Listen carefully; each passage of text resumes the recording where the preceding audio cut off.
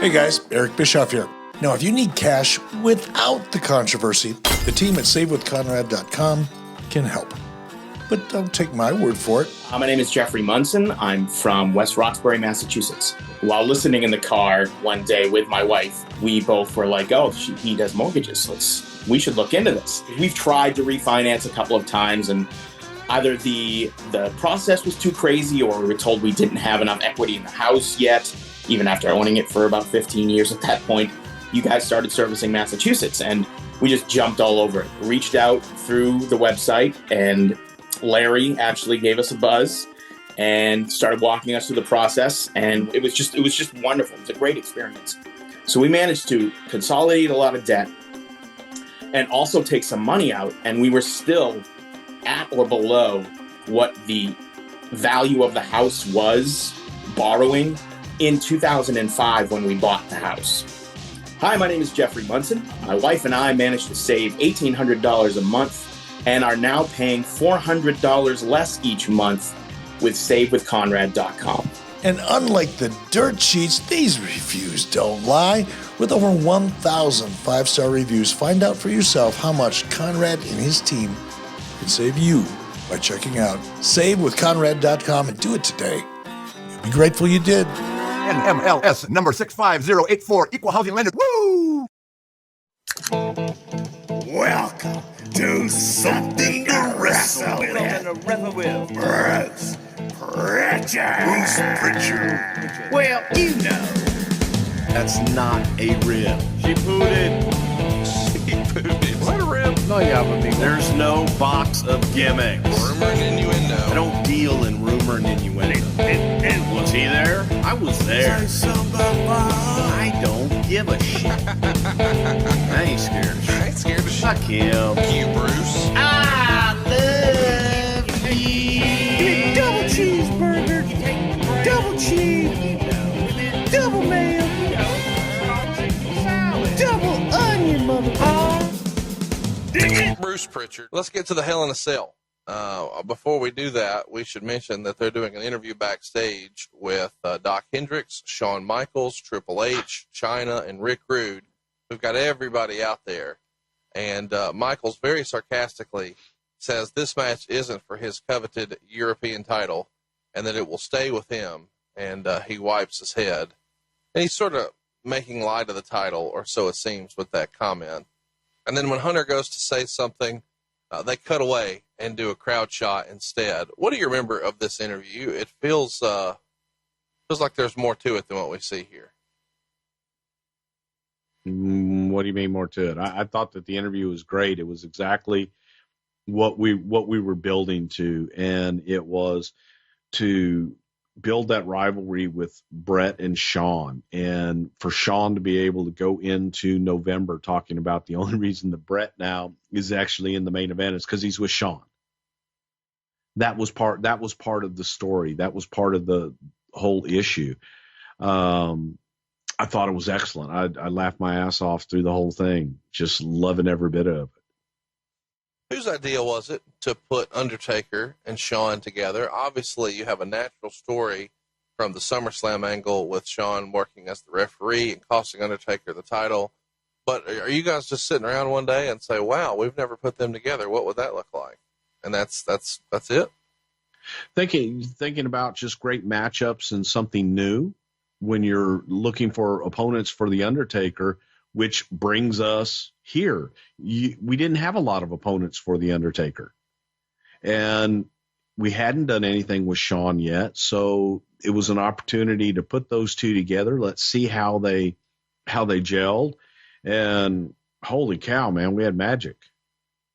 Let's talk a little bit about the backstage situation at the time, because Shawn Michaels, according to the rumor and innuendo, had a lot of heat with the Clique back in the day, but now most of those guys are gone, except Triple H is still here. We know what the backstage relationship was like with Brett and Shawn. Do you know if Shawn had any significant heat with anyone else in the locker room or the office at the time? At this time, Shawn was kind of keeping to himself with Hunter and doing his own thing. Shawn always had residual heat just for the way that he did things. In particular, like the interview that he did, people took that as a shoot. They took that as Shawn. Oh God, Shawn's just trying to get under Bret's skin as a shoot. They forget that this is entertainment, folks, right, and that we're telling a story here. And the fact that we're telling this story on television, shouldn't that tell you that it's a story? This is what we're doing. The problem was Bret took it personal. Bret took it seriously and felt, he's saying those things to get under my skin. Yes, Bret, he is. He's saying those things to get under the Heartbreak Kid, saying those things to get under the Hitman's skin. It's a story. And all too often people take what is said on television as, oh, well, that's personal and that's real and they're just trying to get to me, when in reality it's all about making money and trying to make a story more interesting. And if the performers in the back believe it and they're selling it, then you know the audience is going to believe it and sell it the same way. What was the feeling on Hunter Hearst Helmsley at the time? Did he have any heat backstage? Did Vince see him as a player? Did Vince think at this point he was a mid-card guy? What's everybody thinking about Hunter Hearst Helmsley at this point? I think for the most part, he had kind of come out of the doghouse since the whole whatever incident that they did in the Garden. He was out of the doghouse and he was coming into his own, and Vince felt that if he was going to get over, he was going to get over with Shawn. So there were high hopes for him. There were people, Jim Cornette in particular, that felt that Hunter was a mid-card guy at best, but he was having the matches that he had with Cactus Jack. He was tearing the houses down, and he was showing that, hey, I can go. And I think Hunter was trying to get out of Shawn's shadow a little bit, but he also knew that he needed Shawn to get in the spotlight. Right. So they complemented each other, and we were hoping that, man, we've got another star out of this thing. Let's get to the match. They say the winner of this match will go on to Survivor Series to face the WWF champion. Shawn Michaels is out first, and in tow are Hunter Hearst Helmsley, Chyna, and Rick Rude. Then The Undertaker comes out, and Taker dominates the early part of the match. And a few minutes into it, Shawn was yelling at Vince, and Vince said something like, "Everything is my fault these days." Just kind of an interesting comment, because we all know what's going on behind the scenes. Meltzer's pretty high on the match. It goes 29 minutes and 59 seconds. And he called it an absolute classic, must-see, probably 5-star match. Michaels did everything, and then even more than everything. What did you think of the match? I know we're going to break down some of the different spots, but watching this for the first time in a long time, does this still hold up as much as you imagined? 10,000 stars. I mean, it's really hard to argue. This is one of the best matches in company history. I mean, and probably one of the best matches I've ever seen. You know, it's you and I talked. You and I were talking about something else when I was watching this match. And I said to you, God, Undertaker hadn't, when I was at the point, Undertaker hadn't even made his entrance yet. And I said, God, Shawn Michaels is so good. This match, from start to finish, from the entrances, Shawn made everything mean something. From the time that he asked Hunter and Chyna and Rick Rude to get out of the ring so the cage could come down, to Shawn selling the cage coming down, to Undertaker getting in the ring, and the methodical way that Undertaker stalked Shawn. And they did not rush anything. It was all just methodical. There was no wasted movement. There was no wasted BS just to do something to do it. Every single movement in that match by every participant meant something and was pulled off to a T. The simple just psychology of Undertaker not having to rush. Shawn had nowhere to go. He's locked inside of a cell. And Taker not rushing and stalking him, walking slowly, just, slowly he walked. And then Shawn trying to flee, and then Shawn selling on his face, oh my God, I've got nowhere to go. What the hell am I going to do? Do I climb up the cage? Oh shit, there's a top up there. It was put together to sell every single element of that. We even sold, the early bump with the cameraman in Shawn's face. So now there's cameramen inside the cell. Right. And you know that Shawn's already frustrated with them. My God, he said, get out of my fucking face. Ooh, we weren't supposed to hear that. Right. That's Shawn being an asshole because, he's really a dick in real life. He does those things just to piss Vince off. And then, later on, it was when the cameraman got taken out. It was, ooh. The lines of reality were blurred so much that everybody sat there and went, is it real? Is it not? Is it entertainment? And it was real entertainment. Some of the spots in this that really are just something to see. Undertaker throws Shawn over the top rope to the floor, and Shawn lands on his hip on the outside. That's not something anybody should ever do.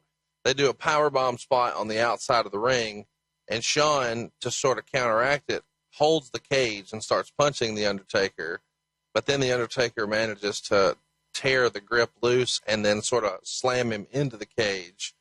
They do the pile driver onto the steps, with Shawn delivering the pile driver onto the steps. When they finally get out of the ring, before they do the table spot, of course everybody remembers, they go to the top of the cage, and then he's throwing Shawn off of the side, and then Shawn, kind of standing on the side of the cage, has his hand stomped, and then he does what is at that time probably the most spectacular bump in the company's history, right, Bruce? Absolutely. And you go back even before that. You go to the bump with the cameraman, and Shawn, beating the hell out of the cameraman. So we've got to get people, we've got to now unlock the cage to get people in to get the cameraman out, which this is Shawn's opportunity to get the hell out of the cage. He can escape. He sees an opening. He gets out. Taker chases him down. Shawn does a drop kick on concrete to the Undertaker. And, that gets missed. And then he goes for the second drop kick, and Taker catches him. And that's where Shawn takes the bump into the cage, to where he comes back up all bloodied and just bleeding like a stuck pig. The climb up the cage, the way that Undertaker had his foot, it just was so masterfully done. It wasn't a spot fest. And then Taker climbing up that damn cage looked like a cat going up the cage. And again, they didn't have to rush. They got on top of the cage and took their time. And the shots from Krista Fury was the cameraman, the handheld cameraman that was in the ring with his camera pointing up through the top of the cage, and you see the blood dripping down from Shawn's face onto the camera. And you can even hear the cameraman say, "Oh shit," when the blood hits. It was all those little nuances. And then, as you just lay it out, the bump. Shawn taking the bump off the side of the cage through the table was spectacular. And Taker didn't rush it. Shawn didn't rush it. They went through, took another bump on the table, and then now time to get back in. Now you're going to, now we're going home. Now you're going to die. And then the coup de grace, the finish. Before you get there, the slingshot from the outside into the cage where Shawn gets color, is that one of the best moments for that? I don't know. I know you get weird when I talk about it, but Shawn got so much blood here, and the visual of him just covered in blood, thrown from one end of the arena to the other in every possible way, against the cage, on top of the cage, off the cage. And the way he does it on the way up, to where as soon as he hits the cage, I mean, Sean's one of the greatest, if not the greatest wrestler of all time, and this match proves it, does it not? Wholeheartedly. And you look at little things like that explain it all. And I dare say, even for a cage match, hey, I loved it. And I'm an old school guy that loved a lot of blood and everything. It was a lot of blood. Yeah. Maybe too much, but at the same time, for that match, for the first Hell in a Cell, it set the tone and it set the bar extremely high for anybody to try and follow that. Well, let's talk about, before we get to what we're going to go to, I guess, there's lots of rumor and innuendo about who the cameraman was. Do you recall who the cameraman was in this match? I think it was just a local guy. Yeah, an independent worker. Yeah. And then whose idea was the Hell in a Cell? You kept saying it's not a cage match, it's a Hell in a Cell when we first started recording here, which is obviously a Vince McMahon-ism, where he doesn't want to call it a cage, he wants to call it a Hell in a Cell. Was he the guy who originally named it?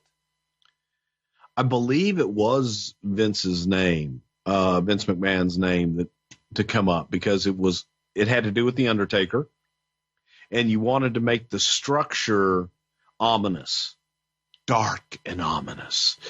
So I believe, I'm almost 99% sure it was Vince McMahon who came up with the Hell in a Cell.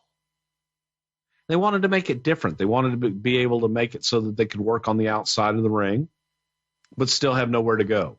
And a cage match can be so restrictive because all you've got is the inside of the ring to work.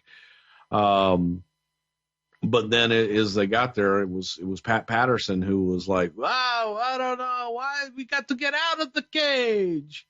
Why can't we get out of this? Because it's a fucking cage.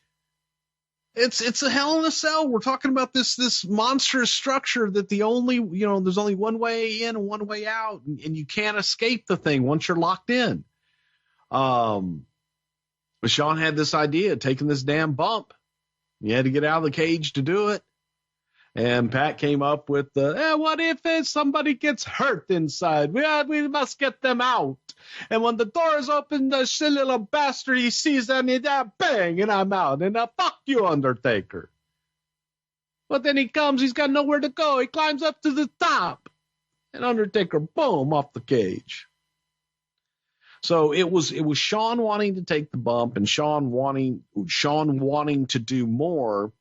And he wanted to do it all around the structure of the cage. So as much as I hated it, I loved it. I loved the execution of it. So let's talk about it. Finally, they're both in the cage. And after the ref bump, the Undertaker uses a choke slam off the middle rope and a hard chair shot to the top of the head. And the lights go out. And Paul Bearer comes out. And can you recreate the call that Vince McMahon has here?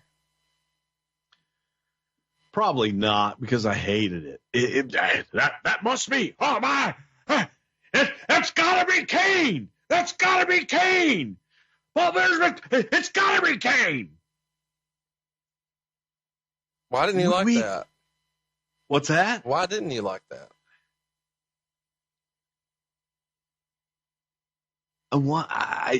First of all, I wanted silence. I wanted, who is that? And then I just wanted the theater of the mind. Yeah, it's got to be Kane. But how do you know that? I mean, I didn't want it to be Kane until Undertaker and Kane had that look in the ring. Right. And Kane did the puppy dog tilt, and Taker did the Kane, and then say, oh my God, I think he just said, that's got, and then do it. I wanted the anticipation to last that entire time from the music, the blackout in the music, until the face-off in the ring, to where it's Undertaker who is the first one to look in his eyes and go, Kane. And the commentators are saying, oh my God, that's Kane. So I think Vince just, felt it at the time and felt it needed more, and it needed to people to know that was Kane. I think everybody knew it was Kane. Right. I just didn't think he needed to say it as many times as they said it before he got to the ring. I don't know why, but it tickles me that gets you fired up. It does. Well, it's storytelling, and it's what they do now. Right. As you notice now, a lot of times they do stay silent, and they do let the story just develop in front of your very eyes. And the feeling was that the revelation and the unveiling was when Undertaker looks in his brother's eyes and realizes he's alive. Let's talk about the end of the match here, and then we'll go back and kind of set the stage for Kane. So Kane, of course, here uses a tombstone on the Undertaker, which allows Shawn to score the pin. And there's rumor and innuendo that, and you can, I guess, see it when it happens, as Kane picks up the Undertaker with the tombstone, maybe his mask moved and he couldn't really see exactly where he was. He's supposed to be giving this tombstone towards the hard camera, but he pivots a few times trying to find it before delivering it. Do you know exactly what happened? Well, no, he got him up, and when he got him up, they were facing a profile on the hard cameras. He just had to turn to get to the hard camera. When he picked him up, instead of picking him up and having him set on the hard camera, he picked him up and got him set, and then realized he needed to turn to the hard camera. Let's talk a little bit about, obviously, Shawn gets the win here with Kane delivering this tombstone pile driver. Shawn throws the arm over. The ref makes a very slow 1, 2, 3, and the bloody, beaten, and battered Shawn Michaels has somehow come out victorious, and now he's not only the European champion, but he's heading to Survivor Series to challenge for the world title. Lots of stuff going on here. The blood dropping on the camera through the cage, the cameraman spot, ripping the door off, the Undertaker. Obviously, this isn't the last match between the Undertaker and Shawn Michaels. As you may recall, that following January, they would have a casket match at the Royal Rumble, and that's where Shawn would really ultimately injure his back and wind up causing a big pause in his wrestling career. And I think most of us remember the two classic WrestleMania matches they had at WrestleMania 25 and 26, most of which people call the match at 25 one of the greatest wrestling matches of all time. So if for whatever reason you've never seen this, I can't encourage you enough. Go out of your way to watch this Hell in a Cell match from Bad Blood. One of the best matches, if not the best match from 1997, and a favorite of mine. Still, after all these years, my favorite Hell in a Cell match. As a reminder, the month before at Ground Zero is when we first saw Undertaker do the tope, the dive over the top rope. And now, here we are at Hell in a Cell. So these guys keep turning the volume up every single time they wrestle. And this match was masterful. Nothing that Bruce and I say to put it over here is strong enough. Go watch it if you haven't already. Let's talk a little bit about the genesis, though, of the Hell in a Cell cage, the actual design. Cornette has gone on record as saying that he was always a big fan of one of the cage concepts they did down in Memphis. So down there, they had a big cage that would go not just on the ring, but around the ring, which would allow, you could go under the ring, people could come out from under the ring, you could drag weapons out. And he also liked the War Games cage because it had a top on it. And obviously that's pretty popular because War Games is coming back after all these years to the NXT TakeOver before Survivor Series. So it was his idea, according to Cornette, to combine the two. And he liked this as a way to debut Kane, because they had done something similar to this in Knoxville years prior to this, when Doug Furnas, who was a strong man, came down to the ring and ripped the door off a cage to make the save. So Cornette is suggesting here that Kane should debut by ripping the door off to really get his power and strength over, and then go ahead and have a face-to-face with The Undertaker and tombstone him. How do you remember the actual mechanics of the debut here? We're going to do a Hell in a Cell, and the Hell in a Cell is really to debut Kane? Is that the idea? It was where we were going to debut Kane. It was a way to get Undertaker, or Shawn over Undertaker without Shawn just having to beat The Undertaker. And it was a way to debut this new character and this new foe for The Undertaker. I guess it was perfect. My point is, though, the actual concept of a match, the actual Hell in a Cell, was designed so Kane could rip the door off the cage. Like, here's this new monstrous thing that the WWE has constructed, and this new debuting powerhouse can destroy it too. No, it just happened that way. It happened that the Hell in the Cell, and then how do you get Kane involved? And it's, well, he can rip the damn door off. And Jim Cornette was a part of the whole thing with the Hell in the Cell and the creation of the cage itself and the match and the whole 9 yards. And Jimmy, without a doubt, 100% involved in that. And a lot of that was his idea. I don't remember the furnace thing at all. You can go back, hell, if you wanted to. What was the name of the guy that WCW had go down and get the cage? RoboCop. RoboCop, yeah. Yeah, no, we ripped it off from RoboCop. No, just kidding, folks. I need We didn't. I need that to be the thing, that RoboCop was the original Kane. That Kane is a RoboCop ripoff. That's hilarious. 100%. Yes, I'm he's a big RoboCop fan. He's a big guy. He's slow and prodding. He had lifts in his shoes. He had a half mask. He didn't sell much of shit. And he bends steel. He's bending steel. He's running for mayor. RoboCop's running for mayor. Yeah. I'm just kidding. So let's talk about that. So Hell in a Cell is an idea that had, freestyle, when you think you guys first start talking about the concept of Hell in a Cell? Is this something that has been talked about for years, or a month out, 6 weeks out? No, probably 2 months out. When we're getting to the first Shawn Undertaker match and then the return. What do you do for a return? Is it a cage match? Do we do, what is there to do something different? And the different incarnations of the cage is what came up, and the evolution of Hell in a Cell. Seems kind of silly, but is somebody sitting around drawing a sketch of this cage? No. So probably Kevin Dunn's people when they had it built. So are you who's describing this cage to whom when it's going into production?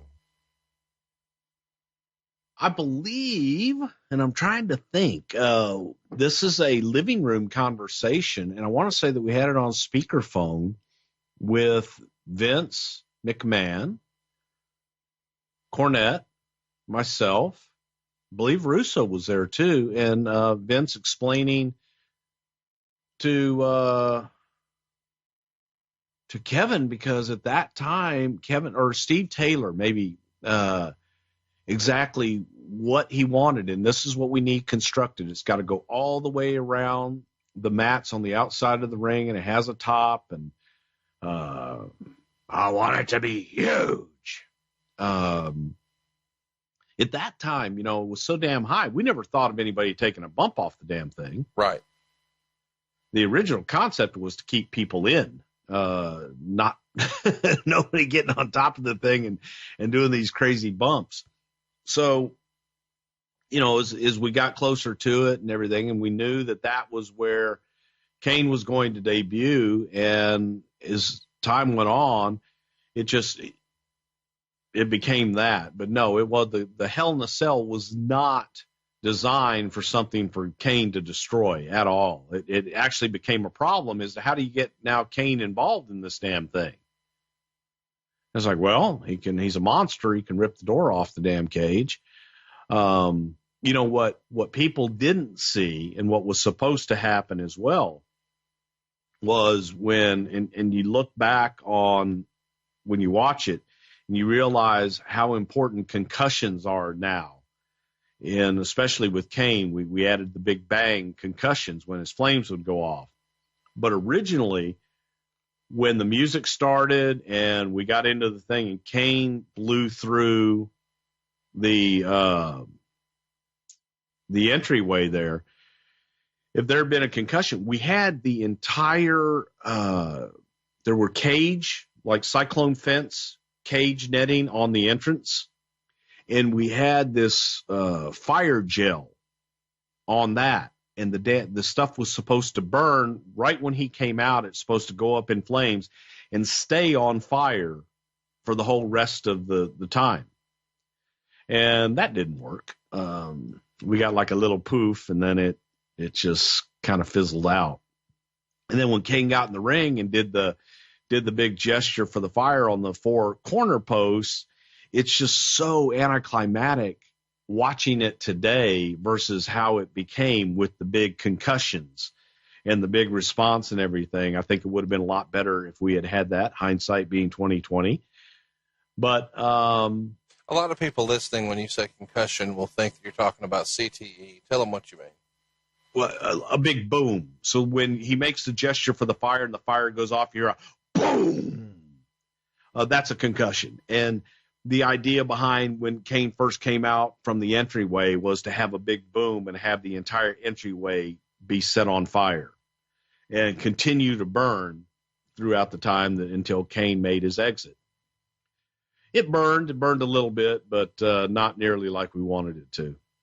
Take a bite out of summer with HelloFresh. From chef-crafted seasonal recipes to their new fresh and fit summer menu, HelloFresh brings flavor right to your door.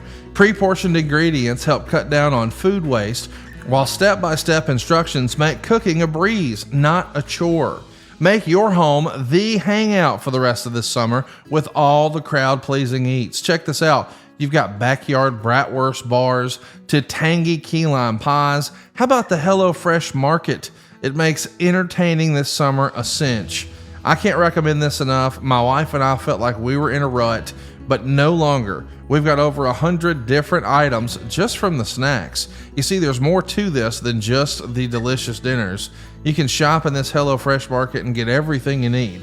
Now, when it comes to dinner itself, and your lunches for that matter, how about Calorie Smart and Protein Smart? These are both lunch and dinner options. So if you're looking to get more protein like Double J, or maybe you're trying to cut some lbs like Tony Schiavone, HelloFresh makes it easy. They've got something for everybody too, even vegan dinners for you to choose from.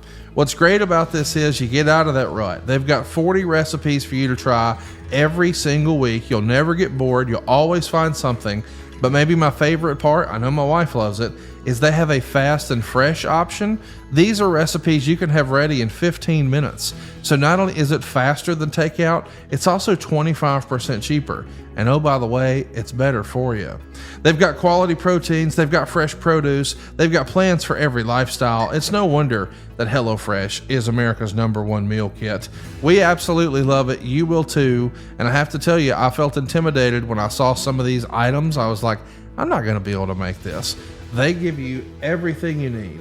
All the ingredients, all the right amount of that ingredient. It's pre-portioned. It eliminates the guesswork. And the instructions, man, there's photos. Even I can do it. You're going to love it. Go right now to HelloFresh.com/STW50 and use the code STW50 for 50% off plus free shipping. That's America's #1 meal kit, HelloFresh. Go to HelloFresh.com/STW50 and use the code STW50 for 50% off plus free shipping at HelloFresh.com/STW50. Next month, it's fully loaded. The Rock is going to wrestle Triple H in a #1 contender strap match. Lord, there's a lot of stipulations here this year. Oh yeah, Russo.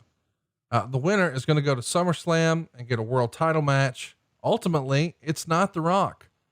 Triple H beats The Rock to earn a title shot in a strap match, 19 minutes and 21 seconds. It gets 3.25 stars. We should mention that The Rock really steals the show with an interview before the match.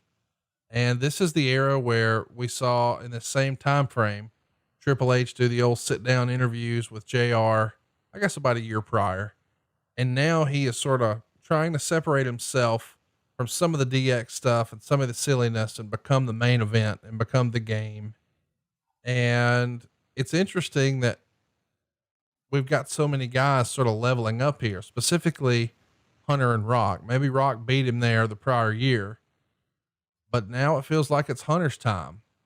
Not without a little bit of help. Of course, China's there. And, believe it or not, Billy Gunn gets involved, and Rock's going to give Billy Gunn the rock bottom, but that allows Triple H to hit the pedigree. Triple H wins. And now Triple H is on to work in the main event for the world title, and the Rock's going to work with Billy Gunn. Now, Lord knows I'm not disparaging Billy Gunn, big jacked up dude, great pedigree, great wrestler, etc., etc. But you got to wonder, coming off the heels of the main event of WrestleMania with Steve Austin, and now I'm not in the title picture for SummerSlam. Instead, I've lost at a couple of pay-per-views in a row. And now I'm working with, admittedly, the new king of the ring, Billy Gunn. Does Rock see this as a demotion, or instead does he see it as a vote of confidence of, hey, the office really needs me to help get this guy over as a single? Rock hated it.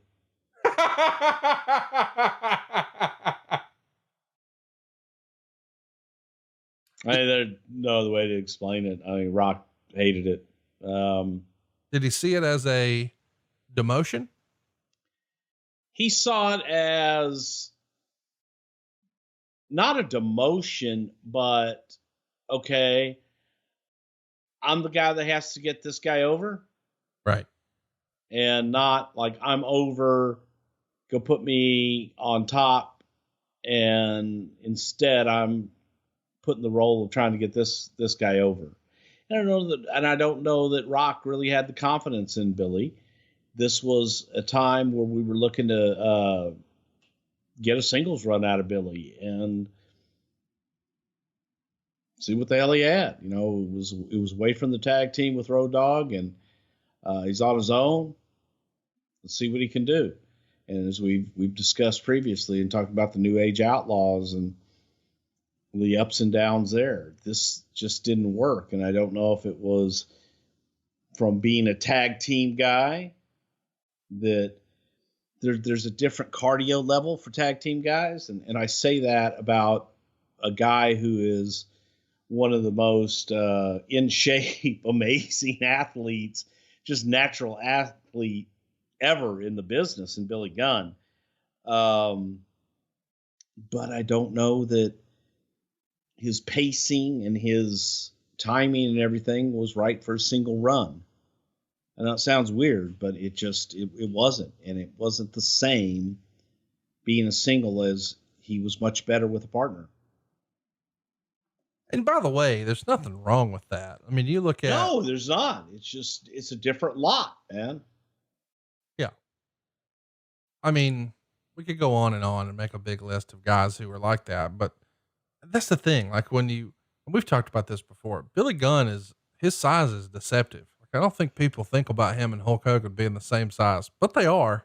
I think Billy might even be taller and just as jacked. Like, it's hard to poke holes in his presentation as a main eventer, but for whatever reason, it just wasn't clicking.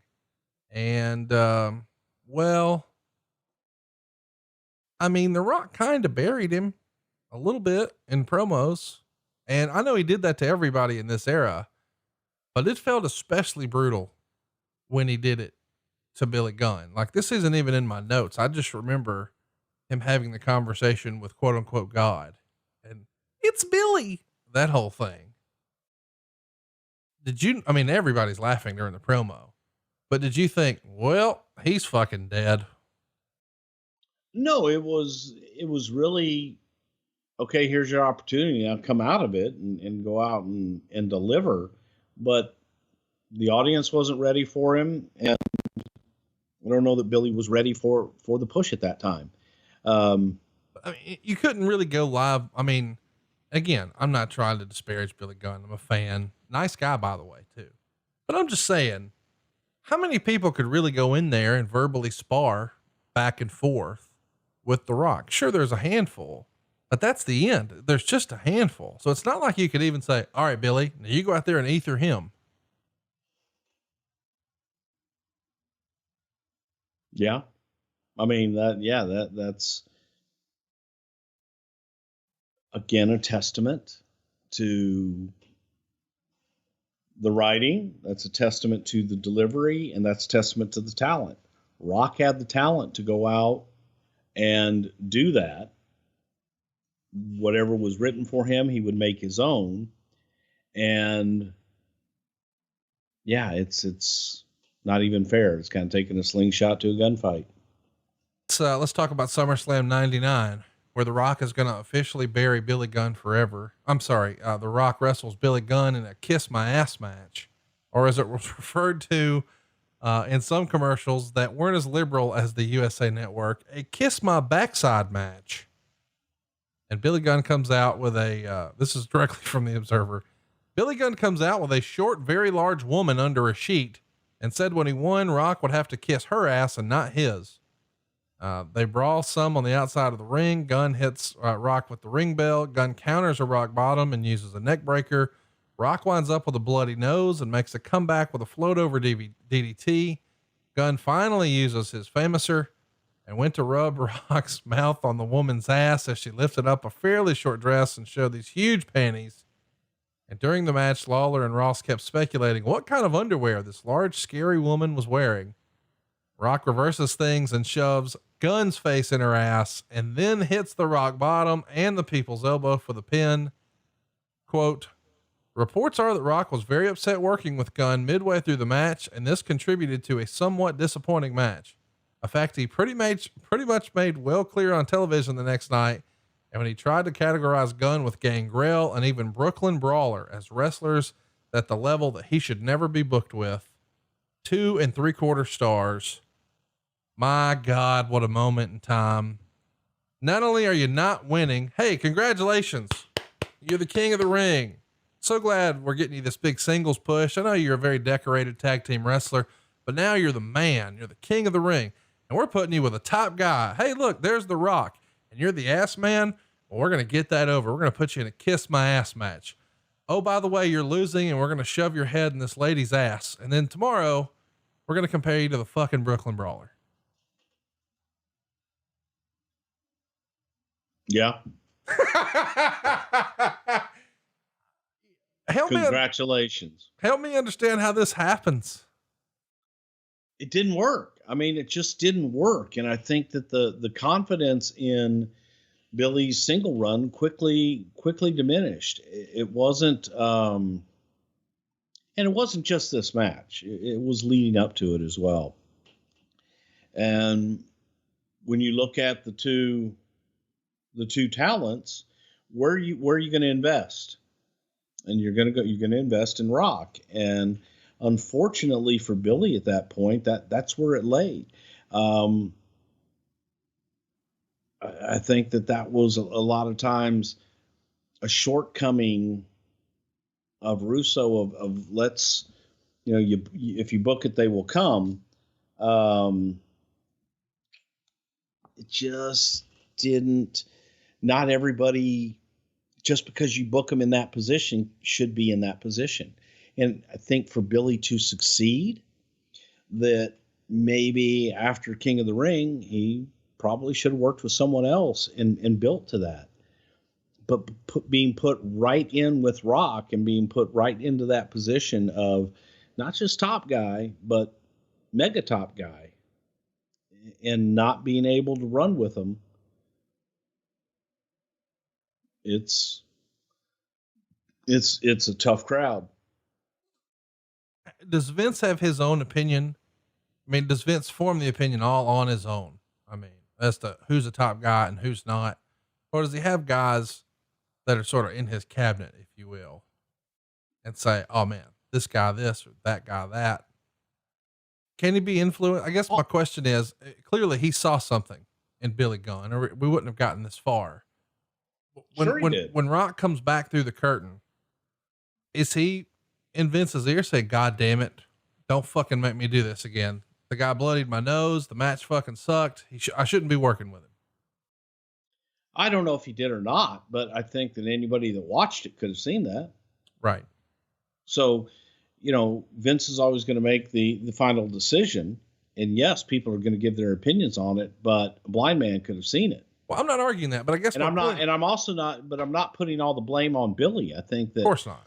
A lot of it goes to the booking and a lot of it goes to the creative from the standpoint of, could we have done this differently? And the answer is yes. And we should have taken Billy and built him and taken our time with it before just saying, all right, Billy's going to be a single. He's going to be Mr. Ass. We're going to give him a push, but by God, let's put him in there with the top guy right away. And now you're automatically comparing him to,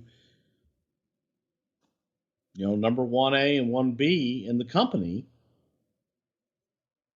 I think he had a little bit more growing to do to be put in that position. So it's poor booking on our part. I guess what I'm fascinated by is, anybody could see that watching the match. Why didn't we think that about The Rock when he had a bad match with The Undertaker? I guess that's my point. The Rock can go have a bad match with The Undertaker and it's like, oh, well, those guys just don't click.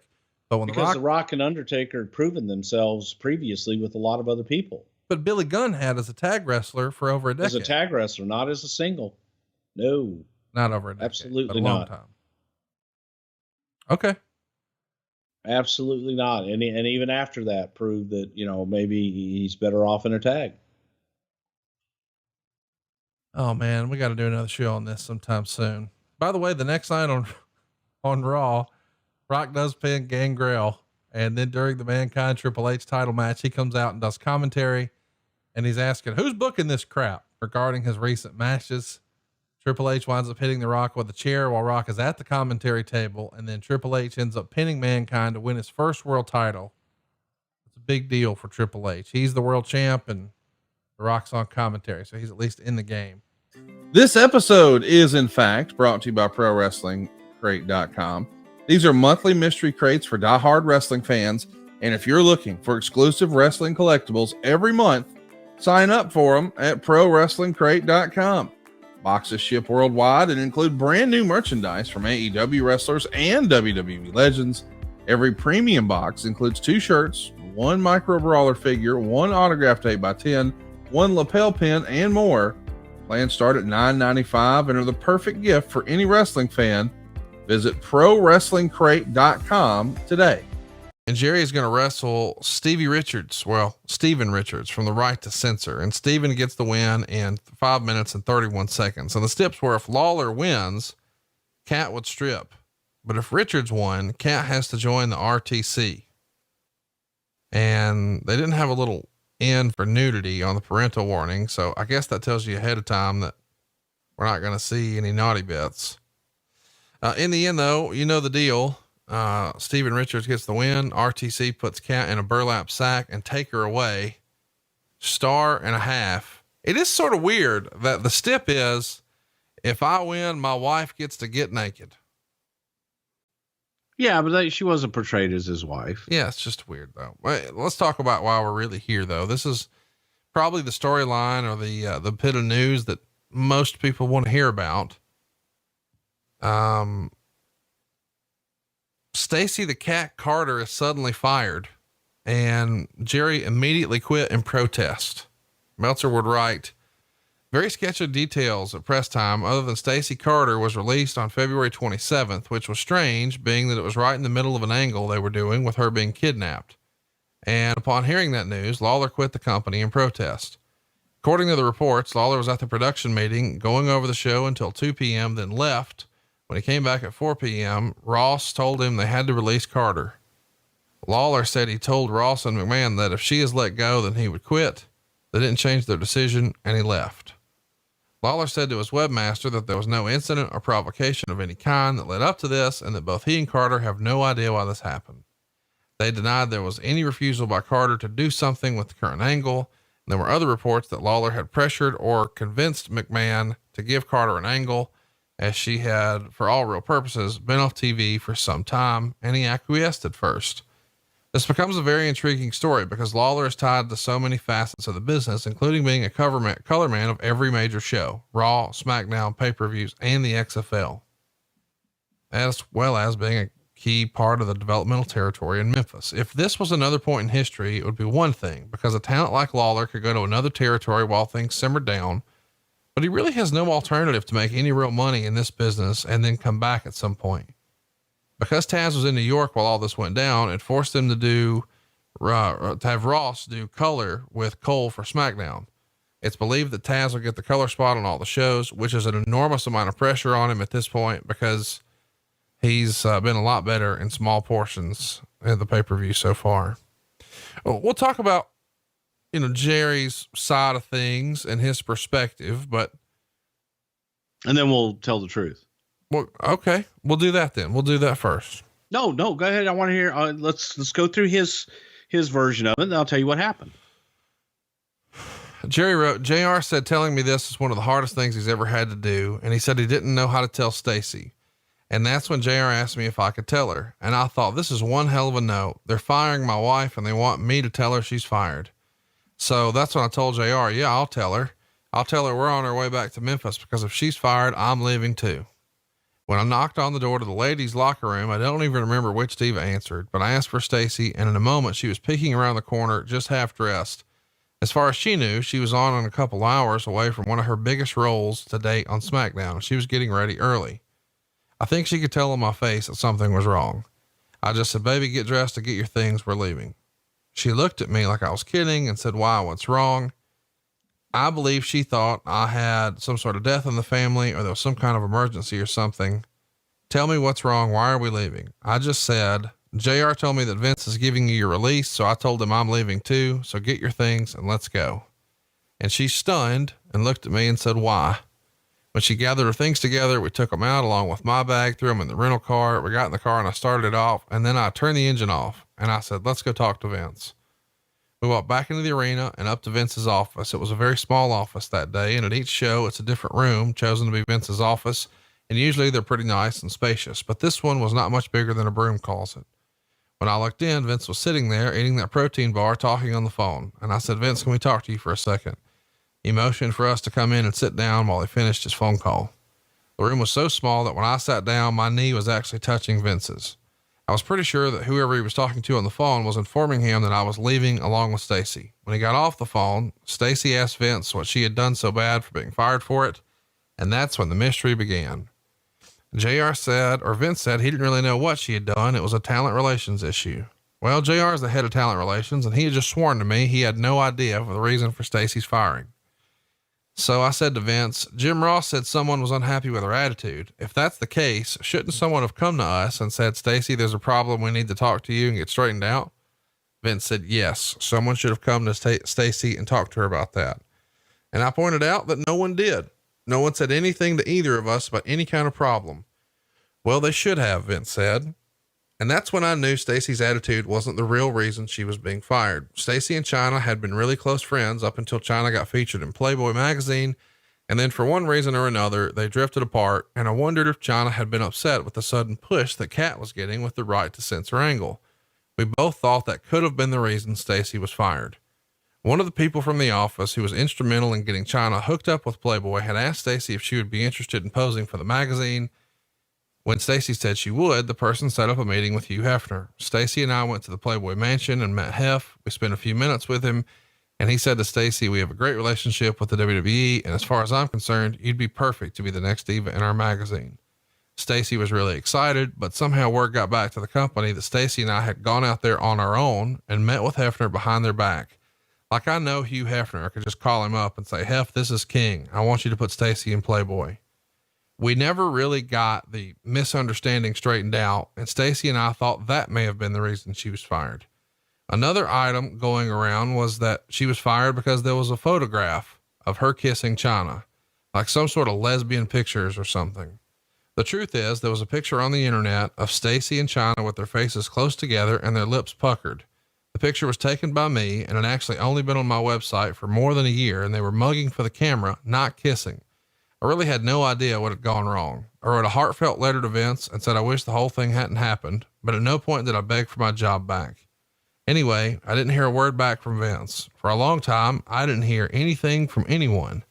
The communication was through lawyers, and it was an ugly situation. All right. Now, You were there. What really happened? Tucson, Arizona. We had gotten out of the meeting and it came up with Stacy had gone to some of the writers and was complaining and kvetching about whatever they had to do that night. And it was a constant battle that, everything was a debate. And they came in and said, we just want to end it because it's difficult. And they were like, done at that point. Jim was in talent relations. I think I was still in talent relations at that point too. So he says, hey, I need you to come with me. And Jim told me what was going on. I says, we got to let Stacy go. And I don't think it's going to be good because I don't know how King's going to react. And out of respect to King, he says, I want to do it and I want to do it face to face. I need a witness. I hope he doesn't quit. So we went upstairs to JR's office and we sat in the little dressing room there, and JR said, King, got some bad news. And he says, we are not going to be continuing on with Stacy and we got to let her go. And I'm coming to you first out of respect. We're friends. And this is a difficult situation. I don't want to do this. It's tough, but in business, sometimes you got to make tough decisions. And as a friend, I'm letting you know if how you would like to handle it. And Jerry said, I've got a contract sitting on my desk at home for $300,000 or $500,000, whatever it was, from WCW that I could start tomorrow night if I wanted to. I says, well, I don't know if you can or not, based on your contract here, but I wish that you wouldn't do this. He goes, I don't know what to say. I understand that's your wife. And JR was very, empathetic and trying to, it's an awkward situation. It's a shitty situation, no matter how you look at it.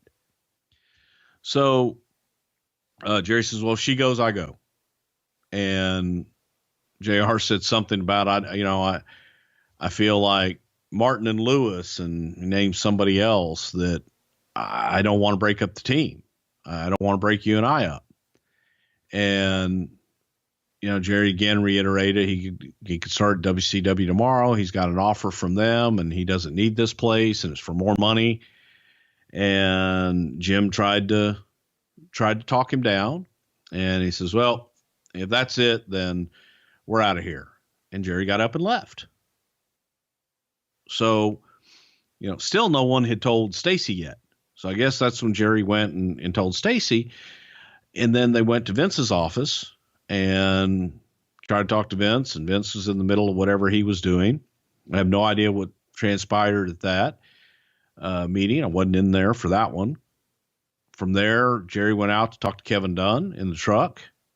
And Kevin, I think Kevin knew what was going to happen, but he didn't know Jerry had quit and was kind of confused. And so it all happened really fast, but it was a shitty situation that it was really difficult for JR. And I think with me sitting there, I think Jerry felt, well, I was somehow responsible for it, which I had been told moments before that by JR.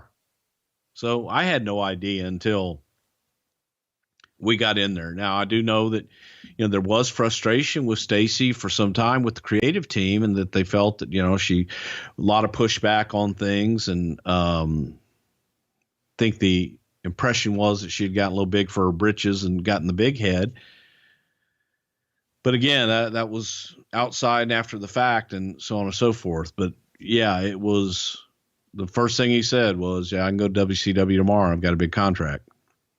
And JR was like, I really hope that's not what you do. I don't want you to quit.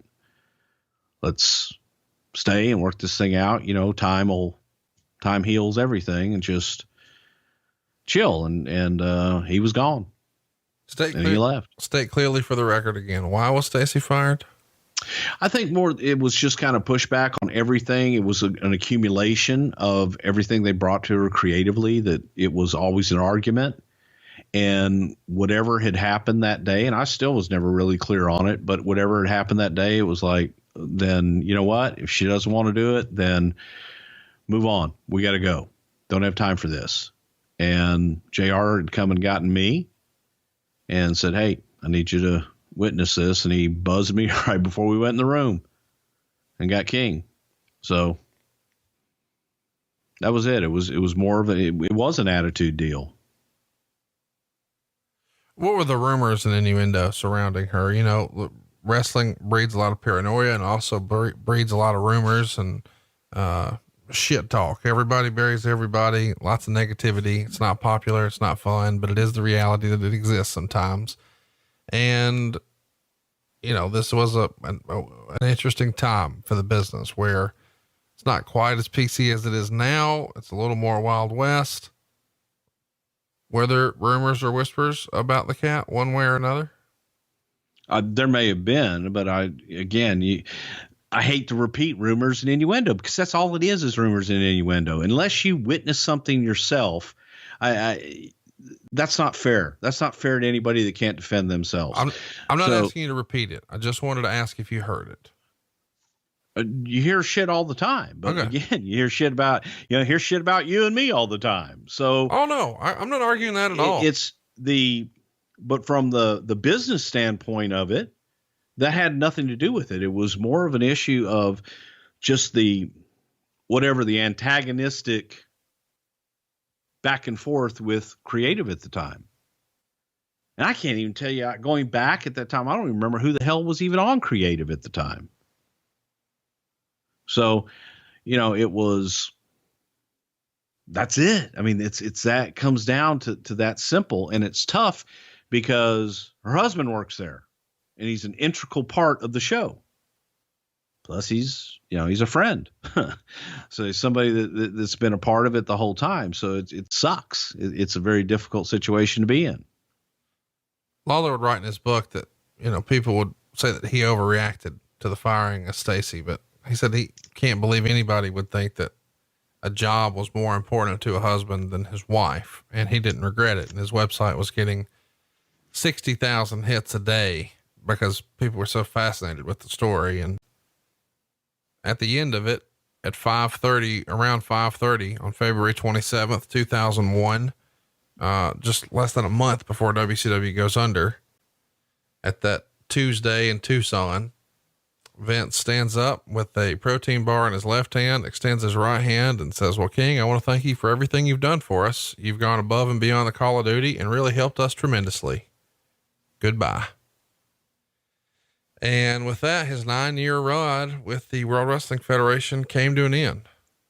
And he wrote in his book, he thought it was some sort of joke or prank or rib, but he didn't detect any humor in Vince's eyes or compassion. Quote, all I saw was the straight ahead corporate stare of a company head who just made another business decision. One of hundreds of decisions Vince is called upon to make every day as the owner. And this decision hit him like a ton of bricks. It meant that they didn't want to be associated with him or his wife anymore. Their services were no longer needed. And he says he guesses he wasn't mad at Vince. He didn't want to punch him or anything. He was just hurt and disappointed. And just a week earlier, Vince had walked to him and said, King, I know you're going to love the segment I'm doing on the show with Trish Stratus tonight because you and I are cut from the same cloth. And he remembered feeling proud when Vince said that they thought alike, they had a lot in common, and he thought they did too. And he even wrote in the book that he had the honor of making Vince McMahon's first blade, the specially adapted razor blade that Vince used to cut his forehead and bleed on TV for the first time. But now all of a sudden, in the blink of an eye, it's like they had nothing in common again. It's a weird story, man. And I think a lot of people probably wonder why Vince didn't make a different decision in that moment. Did you have a conversation with him about it? No, but the thing is you're doing television, you're working, you own a business. Guy quits Okay. We pleaded with him not to and tried to make it work. Now, yes, we were letting his wife go. And I understand from a husband-wife thing, I understand that too.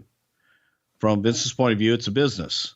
And I've got television to produce now. I'm very sorry that you've made this decision to quit.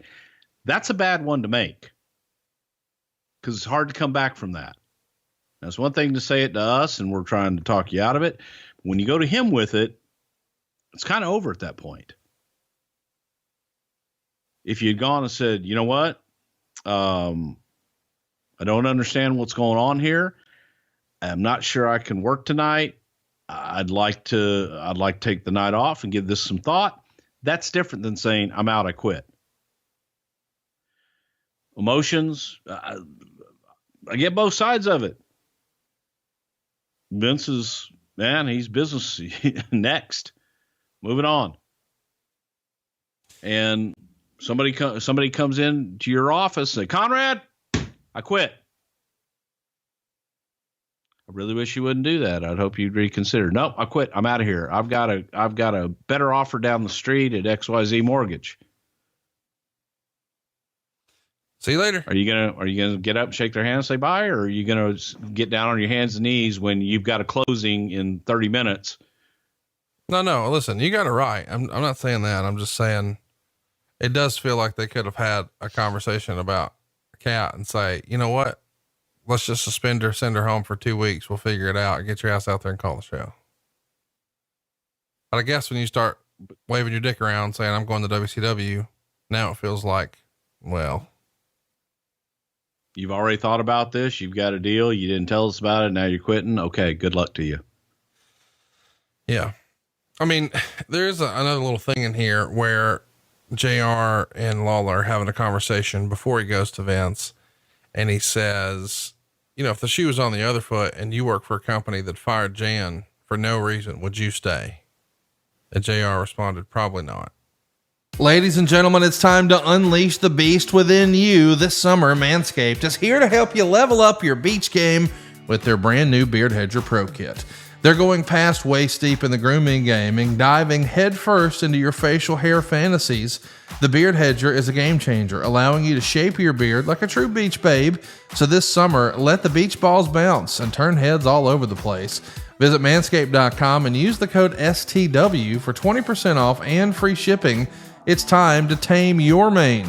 So say goodbye to all your stubble trouble with Manscaped's Beard Hedger Pro Kit. It all starts with the Beard Hedger. First off, it's a cordless trimmer that has a rotary wheel and gives you 20 hair cutting lengths with just one guard. Say goodbye to all those messy junk drawers. You don't need all those things anymore. 20 links with one guard. That's right. And it's waterproof too, so you can use it in the shower, so you don't have to clog up the sink. And how about the titanium coated T-blade? It's tough on hair, but smooth on your face, leading to single stroke efficiency. It's going to bring satisfaction one stroke at a time. The Pro Kit doesn't end there though. How about the beard shampoo and conditioner? Now remember, your facial hair is different than your head hair.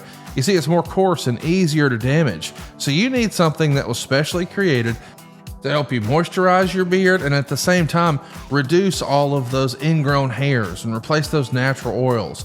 How about the beard oil? As a matter of fact, that's also offered by Manscaped here.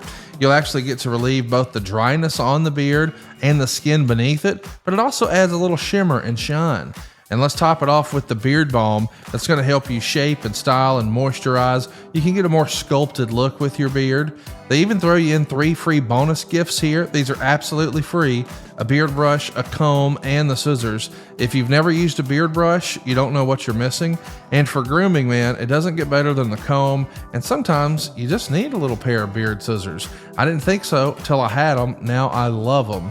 Get yours with 20% off and free shipping when you use the code STW at manscaped.com. That's 20% off with free shipping at manscaped.com. Just use the code STW. Manscaped Beard Hedger, one stroke, one guard, 20 links. He said he treated people differently based on their position on the card. For example, he wouldn't give a D'Lo Brown the time of the day, but he would have Stone Cold Steve Austin over to his house for barbecues. I think that's wrong. He says that there was a saying that you have to treat stars like stars, but Russo believes that you treat people like people. And Russo says that doing that makes sense. Today's jobbers might be tomorrow's stars, and many of the talents despise JR for showing favoritism. They might not have told him that to his face because they were afraid of losing their jobs, but they told me that on many, many occasions. Is this a fair criticism of JR at the time? No, it's worth mentioning. We're not piling on JR here. We're all going through this process together. We're all learning. He's writing about stuff that happened 15 or 20 years ago. But once upon a time, did JR make the mistake of treating people poorly based on their position in the company? I never encountered that. And I think that JR was in that position because he did treat everybody fairly. And sure, did he have friends and did he have Stone Cold over to his house? Yes, he did. And were they friends? Yes, they were. But I've always felt that JR treated everybody fairly, and he was not one of those guys that didn't have the time of day for a D'Lo Brown. And I felt that JR always treated all the talent fairly. He was looking for that next star all the time. Russo would really lay it in here. You know what Vince would call JR behind the scenes? Deputy dog. Yes, he wore that ridiculous cowboy hat 24/7. And even if Vince was kidding, you knew there was something to it. Now, if you're a young talent with all the promise in the world, are you going to sign with a sharp, attractive, energetic go-getter like Eric Bischoff? Or are you going to go sign with a guy who's only worried about being on television, talking about a barbecue sauce that bears his name, and moves at a snail's pace of a laid-back canine cartoon character? How do you think JR did as head of talent relations, Bruce? Because Russo is blistering him here. I thought that JR was the best at talent relations that the company ever had, and did it for the longest amount of time. And I thought he did a hell of a job doing it, quite frankly. Certainly did a hell of a lot better job than I did and that I ever could do. But I thought that JR was excellent at his job and treated everybody fairly. And as far as, JR's playing a character on television. The guy behind the scenes was a great businessman and fair. Russo thought that JR was dropping the ball on signing talent. He says when he was writing TV, it felt like he was doing the same thing over and over again because he didn't have enough names. Meanwhile, Bischoff was signing everybody, but when Bischoff signed Ultimate Warrior, that was the last straw to Russo. What is JR doing? I would often wonder. I need players. So he said, screw it. If JR wasn't going to do his job, then I'm going to do it for him. With Vince's permission, I actually started to personally recruit talent. JR couldn't have been happy about this, but then again, I didn't really care. All I was worried about was the company. So I was instrumental in bringing back Al Snow, introducing the Dudleys, Taz, Stevie Richards, Chris Jericho, and more to the Federation before my departure. For a guy who says he didn't use ECW for inspiration or ideas, did I name a guy who wasn't in ECW? No, sir, you didn't. And also too, from, to kind of jump on Russo here a little bit, but I think it's a fair criticism. Doesn't it show a clear lack of understanding to list the Ultimate Warrior not coming to the WWF in 1998 as a reason to indict JR? I mean, this thing had went off the rails 2 years prior and another time before that. So it's already at this point been fool me once, fool me twice, fool me 3 times. We're signing up for a 4th time now. My goodness. Well, but the other part about it is it's very easy to armchair quarterback and say, oh, I want this talent, I want that talent, without actually having to deal with budgets and then having to deal with that talent and get a contract and get everything else done. So again, it's easy to say, give me this guy. Okay, maybe that guy doesn't want to come. Maybe that guy wants more money. Maybe they want other accommodations. But it's easy to say, I want, and not have to be the one to actually make it come to fruition. He wasn't done with JR yet. I don't know about you, but I really don't like to talk. I like to get in and get out, say what I have to say, and then leave. That's another thing that used to drive me nuts about JR. He talked and talked and talked and talked and talked and talked and talked and talked some more. And again, in my opinion, when somebody may not be qualified to do what they do, they will talk your freaking ear off in an effort to try and convince you that they actually know what they're doing. After a while, I just flat out refused to have any meetings with Jim. There just weren't enough hours in the day. Let me just ask you here, Bruce, if you were starting a wrestling company tomorrow and one person is in charge of hiring talent for your company, would you hire Vince Russo or Jim Ross? Jim Ross. Russo would say that JR's ego took over like a cancer. He said that after a Bell's palsy bout, Jim wanted to come back and do some commentary on TV, but McMahon, Dunn, and Russo knew that he wasn't ready. Russo said he told JR, "Jim, the fans don't want to see you this way. This isn't the JR they know." I told him to give it a little more time, and there was no doubt he was going to be back on air. Throughout the entire plea, my voice was cracking like a woman's because I had to fight back the tears just to get the damn words out. After I was done pouring my guts onto the floor, Jim thanked me. And later that night, I found out following our conversation, Jim went right to Kevin and Vince and still lobbied to go on the air the next day. That, my friend, is what ego is all about. Here's a wrestling legend whose face is, let's say it, disfigured, and he still wants to go out in front of his fans. I would often think about another incident from JR's time away from TV. We were at the Sky Dome in Toronto in front of a pretty big crowd. JR took Vince to the side and asked if he could go out and just wave to his fans before the show. I don't care how you look at it. That's scary. If it's that important for someone to be in the limelight, I don't know what else to say. Why would Russo include this story in his book, if not to attempt to humiliate JR, Bruce? I can't think of any other reason, and that's just sad. But wait, there's more. Ed and I traveled everywhere with Vince, Shane, and Stephanie, and during every trip, he would entertain the troops. Even though Ed, Ferrara, did many voices and characters, his staple was JR. Yes, it was cruel, but Ed's imitation of JR during his Bell's palsy era was beyond words. I'm going to hell for saying this, but as a good writer, I need to properly set the scene.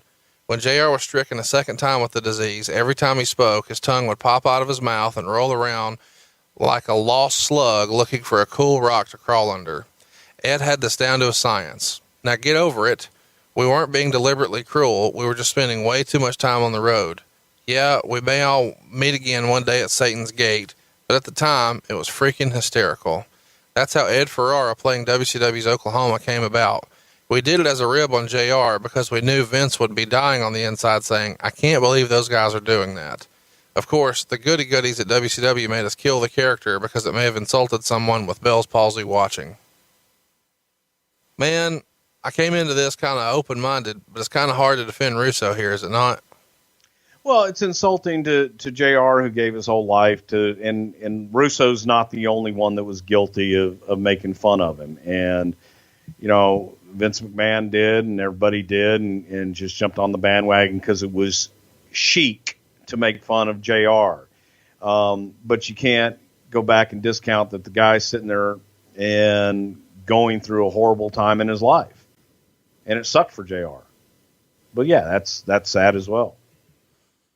As to why Vince had Jim Ross as the head of talent relations so long, Russo wrote that you, Bruce Prichard, told him that Ross demanded a 10-year no-cut contract. And he wrote, again, this is according to Prichard, so you not only have to take it with a grain of salt, but a whole sack of Morton's. Salt aside, was this true? No. He didn't have a 10-year no-cut contract. Starrcast returns to the Chicago area this Labor Day weekend. Tickets for Starrcast VI are now on sale at Starrcast.com and include AEW All-Out Ticket Bundle options. Join us at the Hyatt Regency Schaumburg starting Friday night, September 1st, for unique fan experiences with wrestling legends from yesterday and superstars from today. Follow Starrcast events on Twitter for the latest updates about all things Starrcast. Starrcast VI is brought to you in part by PROWRESTLINGCRATE.com. Monthly mystery crates for die-hard wrestling fans. Plans start at $9.95 and are the perfect gift for any wrestling fan. Visit PROWRESTLINGCRATE.com today.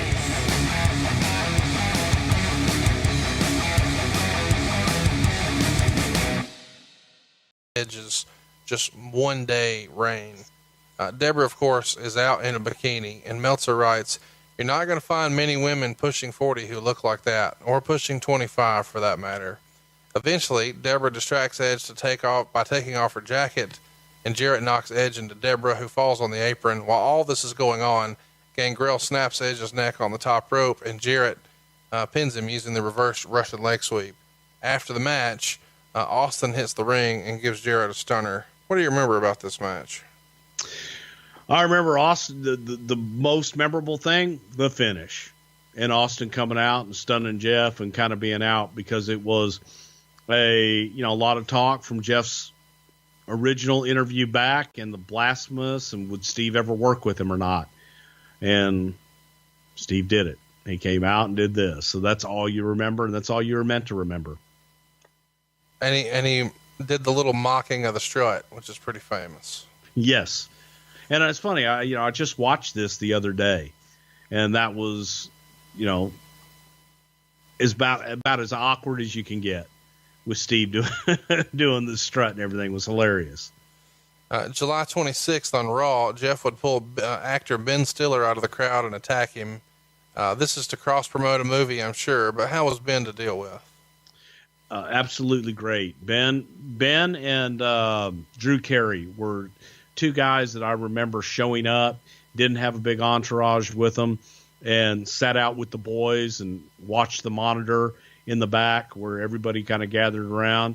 Wasn't a big star, and was willing to do any and everything that we asked him to do. Great guy. On August 2nd, European champ D'Lo Brown would get the victory over Jeff to win the Intercontinental title on Raw. Why in the world was D'Lo a double champion here? This seems out of place, Bruce. What say you? D'Lo was getting over, man. He had the head bob, and D'Lo was getting over. So, man, let's try something. Let's go with him. Why not? Throw a little more steam in the engine. Let's talk about August 15th on Heat. Meat defeated Jeff Jarrett. What's your favorite Meat match? Jesus, I'd like to forget every Meat match I ever saw. Meat's now the best gimmick for Sean Stasiak would have been Mr. Paranoid. Meat's now a chiropractor. So would that make him Dr. Meat? Dr. Paranoid. Now, I assume you're talking about Paranoid because he taped all his conversations. Just really paranoid. You gotta give me an We'll example. leave it at that. No. You brought the shit up and you said it twice, and I let it go the first time. When he just believed that everything was a conspiracy against me. Believed everybody was talking about him. Believed everyone was conspiring against him to hold him down, and was just out of his friggin' mind. August 16th, the Observer reports that Steve Austin turned down working with both Jeff Jarrett and Billy Gunn, claiming that neither were over enough to work with him. Here's what Kevin Kelly said once upon a time. I was there when Jeff Jarrett returned and came out and gave his famous little shoot promo thing in the ring where he said he felt Austin 316 was blasphemous, which is what Jeff's true opinion was. But Jeff was instructed by Vince Russo to speak his piece. When Jeff came through the curtain, Austin was pretty much right there, and he said, "You're talking about my merchandise, you're talking about my money, and I don't like it."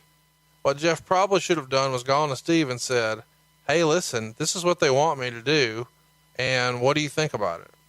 Steve Austin harbored a lot of bad feelings towards Jeff Jarrett because of the fact that Steve was starved when he was down in Memphis, and while Jeff was catered to as the Booker's son, Jeff had this huge mansion, or Jerry had this huge mansion in Hendersonville, and both of them lived the good life while Steve was getting around $40 a night.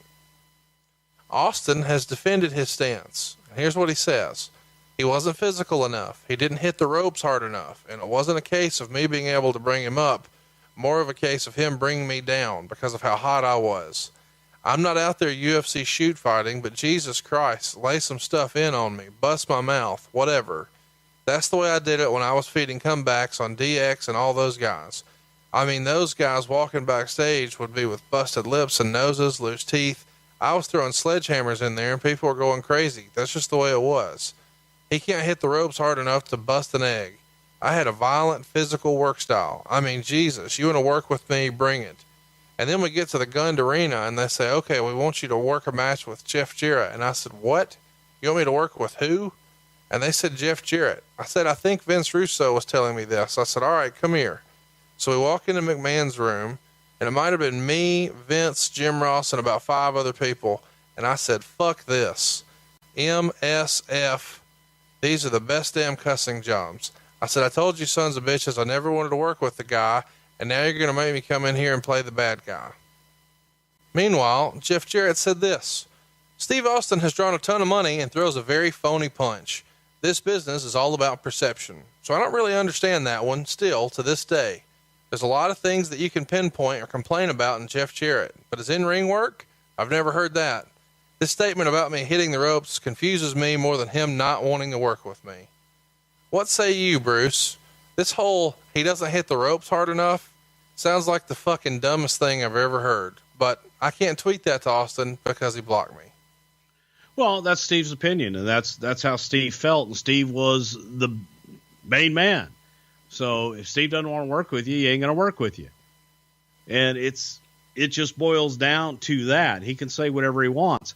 If that's how he felt, that's what he wants to say. That's his prerogative, and that's his opinion. I think that Jeff was a damn good worker. I think Steve was a damn good worker. I agree with Steve as far as throwing sledgehammers. Steve threw his shit in. He didn't want to work with Jeff, and that was the bottom line because Stone Cold said so. He wasn't happy about it, wasn't going to do it, and there was no more negotiation beyond that. And Russo would do things a lot of times where he would just write things in thinking that people were going to do it. Steve was one guy that would put his foot down and say no. In mid-August, Jeff's putting over D'Lo on the house shows, and then we get to SummerSlam, August 22nd, 1999 in Minneapolis. Huge business again, and Jarrett wins both the Intercontinental and the European from D'Lo in about 7.5 minutes. They're teasing a breakup here big time with Double J and Deborah, including Jarrett ordering Deborah to leave, but then, of course, Deborah comes back out with D'Lo. Eventually, of course, Mark Henry's involved. They do the big swerve, and Jarrett gets the pin. So Jarrett, Deborah, and Henry all leave together, 2.25 stars. So at this point, Jeff becomes the first wrestler in WWF history to win the Intercontinental title 6 times. What'd you think of the match and the decision to take the belts off D'Lo here? Well, I do remember this. I thought it was good, and shout out to Mark Henry, who gave me a call today on my way back from Austin. But I thought it worked. It told a nice story and was able to kind of give new life, a little bit more new life to Jeff. So again, when you have something in the hodgepodge of all the other, stuff going on at times, and you can settle down a little bit, I thought this kind of worked. All right, let's get to it. The next night, as crazy as this sounds, Jeff just gives the European title to Mark Henry. So there's that. Deborah also gets an assistant in Miss Kitty. Stacy Carter, who is, of course, the real life wife of Jerry Lawler, becomes Deborah's assistant. Why? Again, we started talking about this show with lots of Tennessee stuff. Why is Stacy in this spot here? Stacy was looking to work. Stacy was a good looking girl and more TNA, not TNA, but tits and ass. Jeff starts to attack women at this point, which sort of begins his feud with Chyna. Where did this idea come from? How comfortable was Jeff in doing it? Obviously it's a different time. But I mean, he gets on a roll here with it. On Raw, he defeats Jacqueline on September 6th. On September 9th, he pulls the fabulous Moolah in the ring and smashes her with a guitar. Then he puts Mae Young in the figure 4 while Deborah and Miss Kitty are begging him to stop. Whose idea was it? This feels sort of Andy Kaufman-like, which is bro. Yeah. Help me understand. Yeah, bro. Andy Kaufman, very Andy Kaufman-like. And I think this was a collaboration of both Russo and Jeff together just to try and make Jeff a modern day Andy Kaufman, and Jeff coming from Memphis and seeing what that did for business there. But the thing was a celebrity, but I think it was more a collaboration of the two and trying to come up with something new and different. So September 13th, they have a Raw where Luna Vachon is in a match with Jeff Jarrett, and Ivory smashes a guitar over Luna's head. So Luna gets the win by DQ, and then Jeff puts Lillian Garcia in the figure 4 when she announces that Luna was the winner. A few days later on SmackDown, Jeff would attack Hollywood actress Cindy Margolis and put her in the figure 4, and then he would high five women's champion Ivory and then put her in the figure 4 too. I don't know why this tickles me, but it does. Later on, Jarrett would wrestle Test and try to put Stephanie McMahon in the figure four. Shane stopped it. September 20th, on Raw, Jeff Jarrett would attack the makeup lady backstage and put her in the... Why does this tickle me so much? Whose idea is it for him to just Cindy Margolis, Moolah, Mae Young, the makeup lady, Lillian Garcia? This is so silly. As much as I hate it, you got to admit it was entertaining shit. Oh, it's so funny. I mean, yeah, the makeup and all that stuff. Yeah, it got to be how ridiculous could we make it? Tess and Stephanie have a tag match against Jeff and Deborah, and Deborah wouldn't tag in, which leads to Stephanie pinning Jeff Jarrett. So there you go. The Intercontinental Champion is losing to the boss's daughter. So what do? You put the figure four on your tag team partner. September 23rd, Jeff attacked the female stage manager and put her in the figure four. Later in the show, all the women that Jarrett has attacked show up with Chyna, and they all attack him. And this takes us to the Unforgiven pay-per-view. It's September 26, 1999. It's from Charlotte. It's not a sellout, but it's drawing huge business. Over $500,000 at the gate, $93,000 in merch sales. Interesting match here. Jarrett beats Chyna by DQ in 11.5 minutes to retain the Intercontinental title. Harvey Whippleman is the referee. And Jarrett dumped Deborah and told her not to come out, which basically teased the finish, of course. Chyna uses a power bomb on him at some point, tries a Hurricane Rana, but Jarrett blocks it. Lots of stuff going on here. Meltzer would say, Jarrett's overselling here looks silly. Chyna hit Jarrett with a chair and bulldogged him on the Spanish announcer's table, but it didn't break. Chyna tried a pedigree, but Jarrett blocked it and catapulted her into the ref. Miss Kitty went to give Jarrett the guitar, but Moolah and Young hopped the rail and hit the ring and began pounding on Jarrett. This was still pretty campy, so it was entertaining, although the joke got old by the end of the night. This silliness continues, and Meltzer would call it reasonably entertaining, 2.5 stars. Any memories of this? Oh, again, it was entertaining, gaga, ha-ha. And that's all it was. It was a moment. It was a moment in the show where you had levity and you had your gaga. After the match here, Prichard comes out and tells Whippleman about the finish, and they show it on the video wall. So Whippleman reverses the decision. And then Chyna beats Prichard up after the match, including delivering a low blow and a pedigree. What'd you think? Again, it is levity. I think that the best point of the whole thing was going back to the video wall. Yeah. What I used to love is when guys you'd have a run in and they'd either be looking at the ramp or looking at the video wall, and you see the guy coming down, which is supposed to be surprised. Yeah. Or when they would turn the referee to the video wall side, so he could see and they would do something behind his back on the other side. I'm like, just look up. Yeah. Crazy.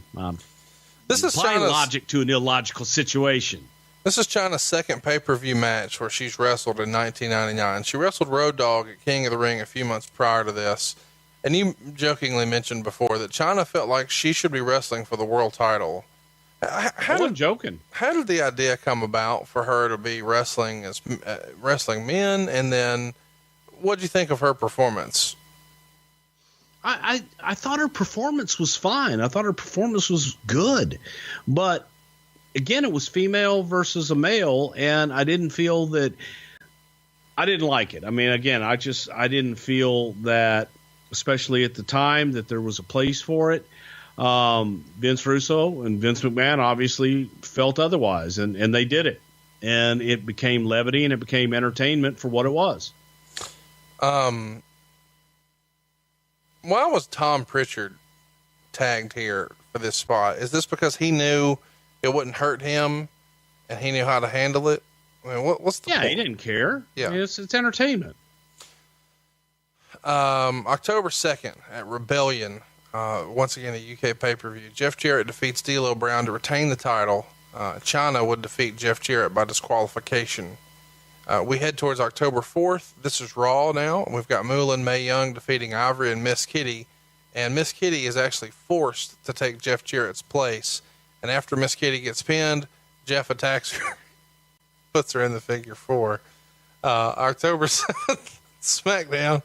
Ivory defeats Miss Kitty in a mud wrestling match that was set up by Jeff. And then Jeff pushed Moolah and Mae Young into the mud. China appeared and then kicks Jarrett into the mud too. When you guys did these silly mud matches, was anybody into this, and who dreaded it the most? Oh boy.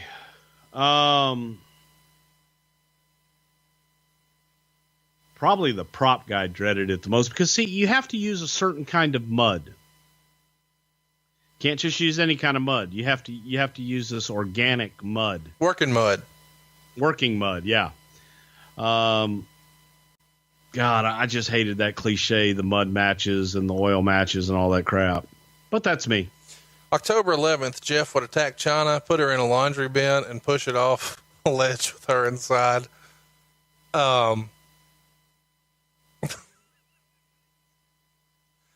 Some of this shit's just so silly. Here we go. No Mercy pay-per-view happened. I didn't book that shit. October 17th, 1999. We're in Cleveland, Ohio. And the rumor and innuendo is that Jeff's contract expired one day before New Mercy, and he was unhappy with his role in the WWF, and he didn't re-sign. So the day of No Mercy, he literally holds up Vince for what's been called a large sum of money to appear on the show. Not all that different from what the Ultimate Warrior allegedly did at SummerSlam 91. You were here. What really happened? Unfortunately, over the years, Jim Ross has been kind of finger pointed out here and singled out as being, this is his fault. Did JR miss it? Did JR have a verbal from the guy? How did this come to be where he's the champ, figured into a major pay-per-view, and now he has all the leverage? Well, JR didn't miss it. No, I mean, we all knew, and there were some of us that were louder than others saying, hey, why are we continuing to go on when we don't have a contract extension or a contract or something in place?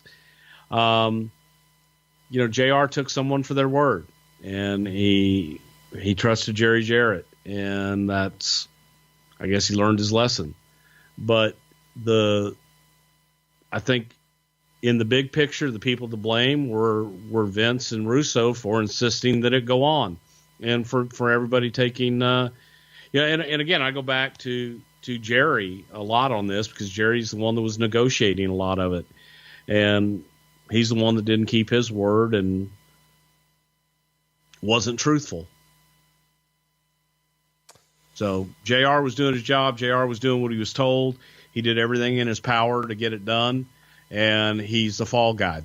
That's the position. That's the heat position.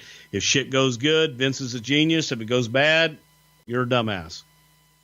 So you guys show up to the building that day, and what happens?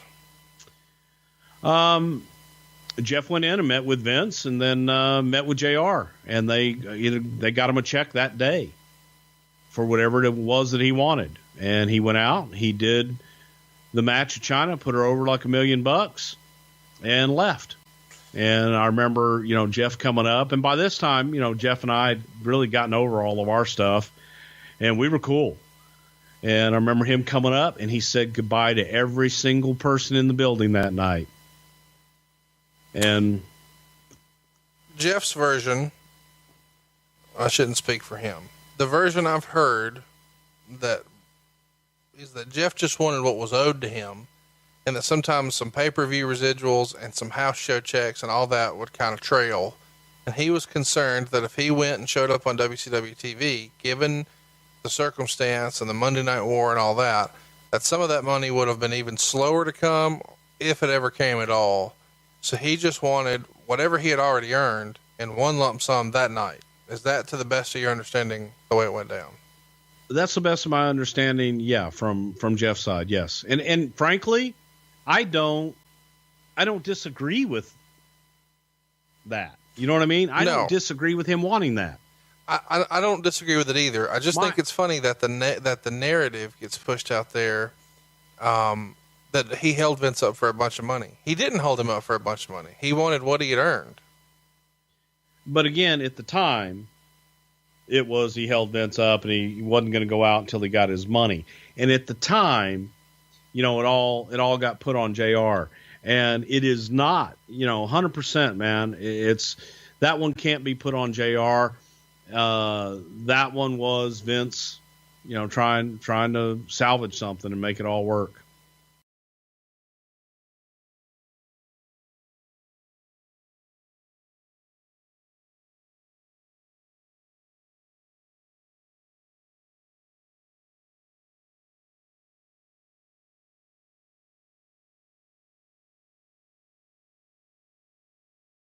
Hey guys, it's the hardcore legend Mick Foley here, and I need to call a quick timeout, a brief timeout, because I wanted to tell your listeners what I have been telling Foley is Pod listeners for a while now about all the cool things happening over on adfreeshows.com.